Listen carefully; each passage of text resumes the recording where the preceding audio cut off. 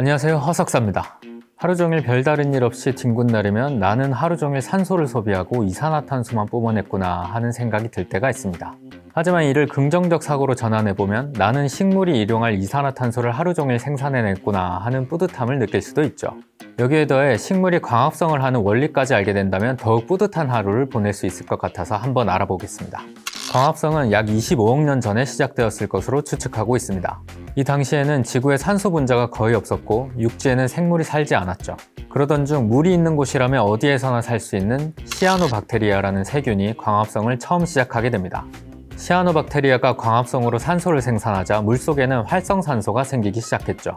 식물세포 안의 엽록체는 약 16억 년 전 시아노박테리아의 일종이 다른 생물 안으로 들어가면서 생긴 것으로 보고 있습니다. 엽록체를 가지게 된 생물 중 일부가 파래, 김, 미역 같은 조류로 진화했고 조류가 식물로 진화하며 푸른 지구를 만들게 된 것이죠. 광합성을 쉽게 설명하면 식물이 빛 에너지를 이용하여 이산화탄소와 물로부터 산소와 포도당을 생성하는 과정이라 할 수 있죠. 이것을 화학식으로 표현하면 다음과 같습니다. 빛 에너지를 화학 에너지로 전환하는 과정이라 할 수 있죠. 화학식을 보면 산화, 환원 반응이 일어나는 것을 볼 수 있는데요.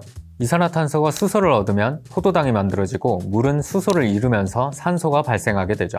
이 반응이 거꾸로 일어나게 되면 포도당과 산소가 만나서 이산화탄소를 내뿜는 세포호흡이 되죠. 그런데 어떻게 빛으로 이산화탄소와 물로부터 산소와 포도당을 만드는지가 궁금해집니다. 앞서 말씀드렸듯이 광합성은 엽록체에서 이루어집니다. 엽록체는 빛 에너지를 흡수하는 데 필요한 강합성 색소, 엽록소를 가지고 있죠. 이 엽록소는 적색과 청색 계열의 빛은 잘 흡수하는 반면에 녹색 계열의 빛은 반사시키기 때문에 대부분의 식물들이 녹색으로 보이는 거죠. 다들 아시는 것처럼 빛 알갱이, 광자는 질량은 없지만 소량의 에너지를 가지고 있습니다. 이 광자를 엽록소가 흡수하면 엽록소 분자는 광자의 에너지를 이용하여 물 분자를 산소와 수소이온으로 분해합니다. 이 과정에서 전자를 방출하게 되죠. 이 전자는 광활성 단백질인 광계로 들어가 여러 전자 수용체들을 거치게 되는데 빛의 파장이 680나노미터 이하일 때 빛을 최대로 흡수하는 광계 2에서 빛을 받아 에너지가 높아진 전자는 세포막의 수용체들을 따라 전달되면서 다시 에너지가 낮아지죠. 이 과정에서 생체 에너지 저장 물질인 ADP와 무기 인산으로부터 에너지 저장 분자인 ATP를 생성하는 인산화 반응이 일어나면서 전자가 가진 에너지가 ATP에 저장되죠. 에너지가 낮아진 전자는 빛의 파장이 700나노미터 이하일 때 빛을 최대로 흡수하는 광계 1로 들어가 같은 과정을 반복하고 최종적으로 효소가 활성을 띠게 하는 물질인 NADP+에 도달해 수소이온과 함께 NADPH라는 것을 형성하게 됩니다. 이 과정이 일어나는데 빛이 필요하기 때문에 이를 명반응이라고 합니다.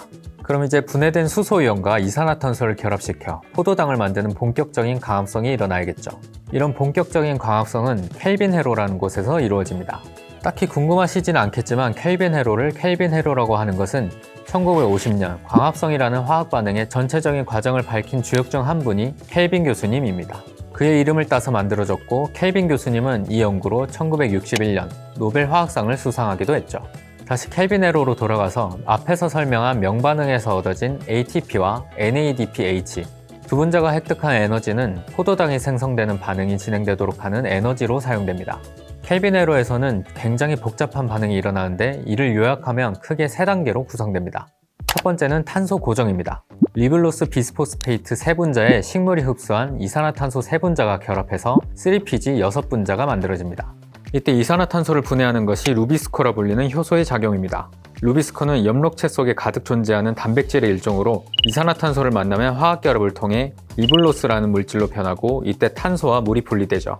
두 번째 단계는 환원입니다. 6ATP가 소모되어 3PG가 DPG로 바뀌고 6NADHP가 소모되어 DPG가 G3P로 전환됩니다. 이 과정에서 3PG는 수소를 얻은 것이기 때문에 환원되었다고 볼 수 있죠. 6분자의 G3P 중 1분자의 G3P는 켈빈 회로에서 이탈하고 나머지 5분자는 계속 켈빈 회로를 따라 진행합니다. 세 번째 단계는 리블로스 비스포스페이트 재생 과정입니다. 5분자의 G3P에 3분자의 ATP가 사용되어 3분자의 리블로스 비스포스페이트로 전환됩니다. 포도당은 이탈한 G3P 분자가 2개 모여서 만들어지게 되는데 그래서 회로가 2번 돌 때 포도당 1분자가 만들어지죠. 이 반응은 빛이 없을 때도 일시적으로 일어날 수 있어서 암반응이라고 합니다. 너무 어려운 내용이라 저도 무슨 말을 했는지 잘 모르겠습니다. 다시 정리해보면 빛 에너지를 통해 물이 산소와 수소이온으로 분해되고 이 수소이온이 이산화탄소와 결합하여 포도당이 만들어지게 되는 것입니다. 이것이 광합성이죠. 태양으로부터 지구에 도달하는 에너지의 총량이 약 12만 테라와트입니다. 하지만 그중 실제로 사용되는 양은 0.1%도 되지 않습니다. 좀 아깝다는 생각이 들죠. 그래서 과학자들은 생각하게 됩니다. 태양으로부터 온 에너지를 활용하는 방법을 말이죠. 그중 하나가 인공광합성입니다. 인공광합성은 자연광합성을 모방해서 햇빛을 이용해 이산화탄소를 에틸렌, 메탄올, 에탄올 같은 고부가 가치 화합물로 전환하는 기술이죠. 식물이 빛을 받아 흥분한 전자를 이용하는 메커니즘을 이용해 전기를 생산할 수도 있고, 물 분해에서 산소와 수소이온과 전자를 얻는 것에 착안해 수소 생산 기술로도 발전시킬 수 있고, 포도당을 합성하는 메커니즘을 활용해 탄소 화합물을 생산하는 기술도 개발되고 있죠. 무한에 가까운 태양 에너지를 활용한다는 점과 온실가스인 이산화탄소를 대량 흡수하여 그린 에너지 생산이 가능한 기술이기에 연구가 활발히 진행되고 있죠. 우리나라에서는 키스트, 한국화학연구원 등에서 관련 연구를 진행하고 있습니다. 우리 인간은 광합성을 할 수 없다는 게 좀 아쉽긴 하지만, 인간은 햇빛을 쬐면 비타민 D가 합성되는 만큼 가끔 외출하셔서 햇빛을 쬐는 것도 좋겠습니다. 이 영상이 광합성에 대해 조금 아는 척하는 데 도움이 되셨다면 구독, 좋아요 눌러주시고, 궁금한 과학기술이 있다면 댓글에 달아주세요. 여러분이 언젠가 아는 척 해볼 수 있도록 제가 대신 공부해서 아는 척 해보겠습니다. 과학기술이 세상을 바꿉니다. 언제나 그랬듯이.